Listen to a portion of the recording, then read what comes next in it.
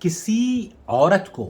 کیا خوشبو کا تحفہ دیا جا سکتا ہے؟ جی ہاں، بالکل دیا جا سکتا ہے۔ شیخ محمد بن صالح العثیمین رحمۃ اللہ علیہ سے یہی سوال پوچھا گیا، انہوں نے کہا کہ عورت کو خوشبو کا تحفہ دینے میں کوئی حرج نہیں ہے، کیونکہ تحفہ محبت پیدا اور کینہ دور کرتا ہے، اور تحفہ دینے والے کو اجر بھی ملتا ہے۔ جسے تحفہ دیا گیا ہے اگر وہ اسے حرام طریقے سے استعمال کرتا ہے، چاہے وہ عورت ہو یا مرد ہو، تو اس کا گناہ اس شخص پر ہے جس کو حرام طریقے سے استعمال کر رہا ہے۔ اب اس شخص پہ جس نے تحفہ دیا ہے عورت کو، وہ اس سے محبت کا اظہار کرنے کے لیے یا اس کے کام آنے کی غرض سے دیا ہے، اس کا یہ مطلب نہیں ہے کہ عورت اسے لگا کر